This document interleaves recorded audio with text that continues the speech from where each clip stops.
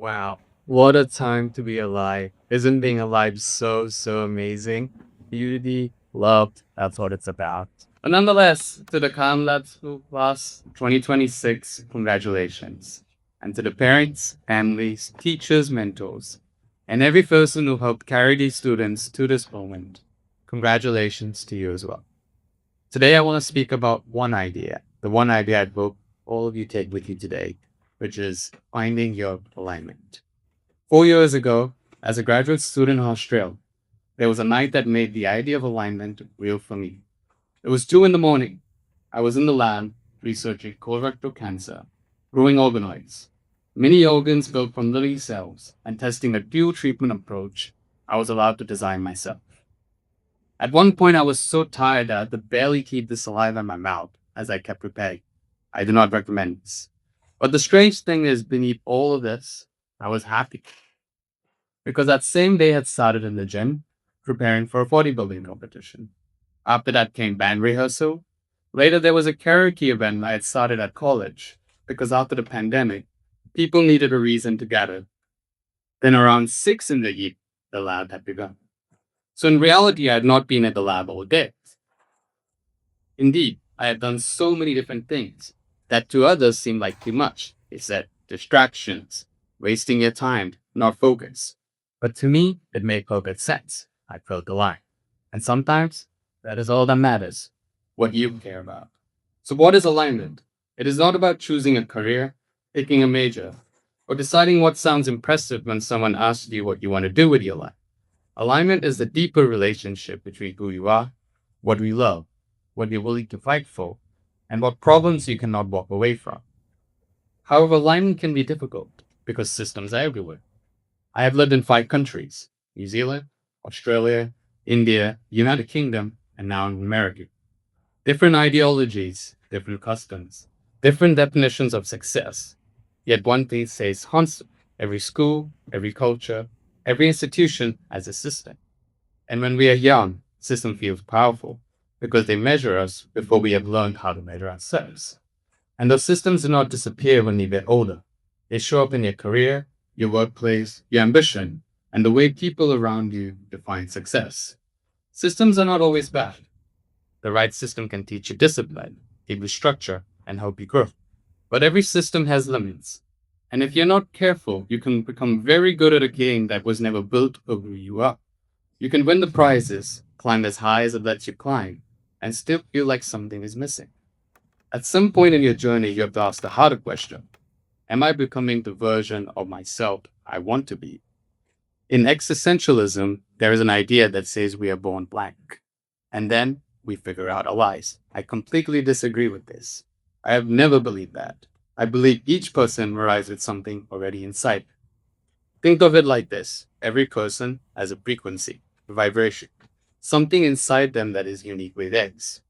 Each person has their own note. We all have different notes. And in the universe, our notes together make sense. But we are societal beings. But the problem with many systems is that they do not really ask what your frequency is. They tell you what it should be. The system says be 125 hertz. But you are not 125 hertz. You're already vibrating at 450 hertz. So you learn to slow yourself down. You lower your voice. You shrink your imagination, hide the strange parts, and bend your life towards a frequency that was never yours. Maybe the real work is much gentler and much more powerful, moving from 450 to 456 hertz, from who you already are to the most aligned version of who you are designed to be. This is alignment. And one of the most exciting things about being alive right now is you're growing up in the generation of the era of the globalized polymath. You can do whatever you want. The entire library of human knowledge is sitting in your pocket. Lectures, tutorials, and tools that previous generations could only dream of accessing. If a question grabs you, you can follow it. You can watch Khan Academy. I had to. I did a lot. Hear from scientists, from piano, guitar, coding, biology, film, business, philosophy, almost anything. So the harder part is no longer finding information. The harder part is having the courage to follow the strange combination of things that keep calling your name. My own life taught me that alignment can take many forms. For me, it began with science. My love of biology led me to Stanford transplant surgery, where I help develop machine perfusion platforms that preserve donor organs outside the body and differentiate induced pluripotent stem cells to liver-like cells for organ regeneration therapies. Being close to patient care opened another door. I started to see that healthcare solutions are not only about the most advanced treatments and technologies, sometimes it is about simpler tools that solve daily problems. That led me to partner with physical therapists and start Elevon Medical, a company focused on building products that help vulnerable patients sit up and move safely or protecting the caregivers who support them. Building Elevon taught me how difficult it is to take a product into a real idea. You have to prototype, you have to manufacture, you have to reiterate, you have to do market research, etc., etc. So I decided, let me just start a company for that because it wasn't about the profits. It was about getting cool ideas that we're all going to keep coming up with and bringing it out into the world. Then my question moved deeper again.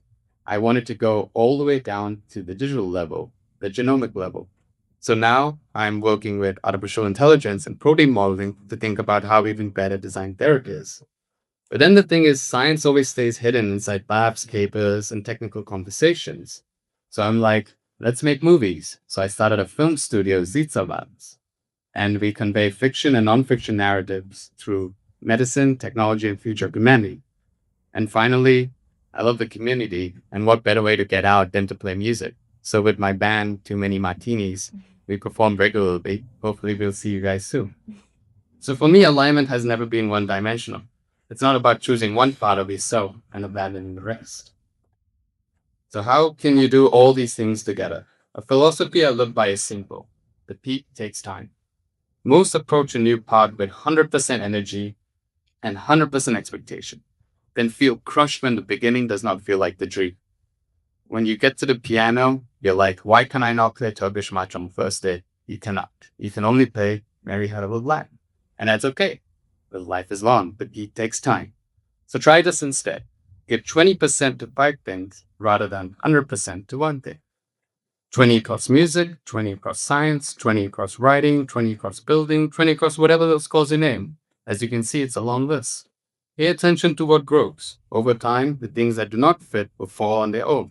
And the things that will do will start asking for more. That is when 80 to 100% makes sense, when you're closer to the peak. And while you're building your life, you do not need to do it alone.